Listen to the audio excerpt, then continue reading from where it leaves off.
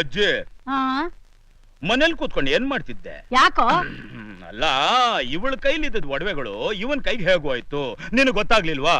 ನನ್ ಬೆಂಡೋಲೆ ಹೋಗಿದ್ದೆ, ನಂಗೆ ಗೊತ್ತಿಲ್ಲ. ಅದು ಪೊಲೀಸ್ಗೆ. ಅದು ನಾನೇ ಬಳೆಗಳನ್ನ ಬಿಚ್ಕೊಟ್ಟಿದ್ದೆ ಇಟ್ಕೊಂಡಿರ್ಲಿ ಅಂತ. ಏನೋ ನನ್ನ ಮಗನೇ, ಇಟ್ಕೋ ಅಂತ ಬಿಚ್ಕೊಟ್ಟಿದ ತಕ್ಷಣ ಅದನ್ನ ಇಟ್ಬಿಟ್ಟು ಇಸ್ಪಿಟಾಡಕ್ ಬಂದ್ಬಿಟ್ಯಾ? ಏನೋ ನಾನ್ ನೋಡ್ಬಿಟ್ಟೆ, ಪರವಾಗಿಲ್ಲ ಬಿಡು. ಅಕಸ್ಮಾತ್ ನೀನೇನಾದ್ರೂ ಇಸ್ಪಿಟಲ್ ಸೋತ್ ಬಿಟ್ಟಿದ್ದಿದ್ರೆ ದಯವಿಟ್ಟು ನನಗೆ ಕ್ಷಮಿಸ್ಬಿಡಿ. ಈ ಜನ್ಮದಲ್ಲಿ ಇಂಥ ಕೆಲಸ ಮಾಡಲ್ಲ. ಇದೇನಮ್ಮ ಇದು ಅನ್ಯಾಯ? ಬೆಳಿಗ್ಗೆಯಿಂದ ಬರೀ ಒದೆ ತಿನ್ನೋದೇ ಆಗೋಯ್ತು. ಫಸ್ಟ್ ಹಾಫ್ ನೋಡಿದ್ರೆ ಈ ಮುದುಕಿ ಓದ್ಲು, ಸೆಕೆಂಡ್ ಹಾಫ್ ಅಲ್ಲಿ ಇವ್ರು ಓದಿತಿದ್ದಾರೆ. ನನ್ ಬಗ್ಗೆ ಸ್ವಲ್ಪ ಹೇಳಮ್ಮ ಹೇಳಮ್ಮ ಹೇಳ. ಪಾಪ ಹೋಗ್ಲಿ ಬಿಟ್ಬಿಡಿ. ಏನಂದೆ? ಬಿಟ್ಬಿಡಿ.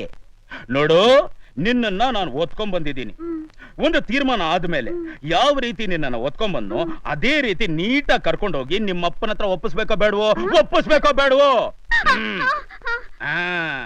ಈ ರೀತಿ ಕಂಡು ನಾಯಿಗಳ ಹತ್ರ ನೀನು ಒಡವೆಗಳನ್ನ ಬಿಚ್ಕೊಡ್ತಾ ಇದ್ರೆ ನಾಳೆ ನಿಮ್ಮಪ್ಪನ ಹತ್ರ ಯಾವನ್ ಹೇಳ್ತಾನೆ ಜವಾಬು? ಹೂಗಾಡಿ ಸಾಕು, ನಡಿ ಊಟ ಮಾಡುವಂತ. ಬಾ ಬಡಿಸು. ಆಹಾ, 6 ತಿಂಗಳಾದ್ಮೇಲೆ ಇಂಥ ಒಳ್ಳೆ ಮೀನ್ ವಾಸನೆ ನೋಡ್ತಾ ಇದ್ದೀನಿ. ಇವತ್ತೇನೇ ಆಗ್ಲಿ ಈ ಮೀನ್ ಊಟನ ಒಂದ್ ಲೆವೆಲ್ ಪಿಕಪ್ ಮಾಡ್ಲೇಬೇಕು.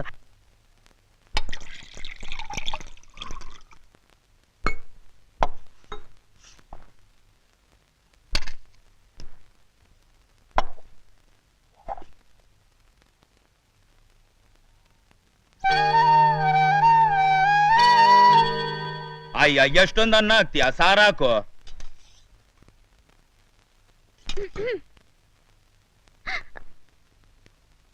ಅಜ್ಜಿ, ಊಟ ಮಾಡೋಕ್ ಮುಂಚೆ ಕಾಲ್ ತೊಳ್ಕೊಂಡ್ ಬರ್ಬೇಕು ಅಂತ ಹೇಳಿ.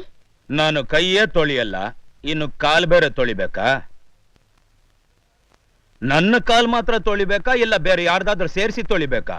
ಲೋ ಮಾರ್ತಾಂಡ, ಯಾರಾದ್ರೂ ಒಳ್ಳೇದ್ ಹೇಳಿದ್ರೆ ಕೇಳ್ಬೇಕಪ್ಪ. ಸಪೋಟ ಹೆಂಗಸ್ರ ಬಿಟ್ಕೊಡಲ್ವೇ? ಅಯ್ಯ,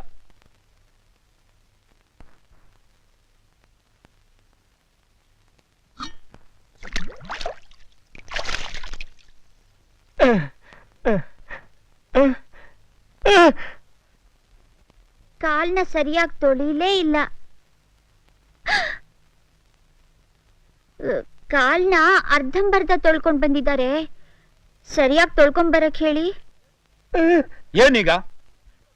ಈಗ ನಾನು ತಿನ್ಲೋ ಬೇಡವೋ?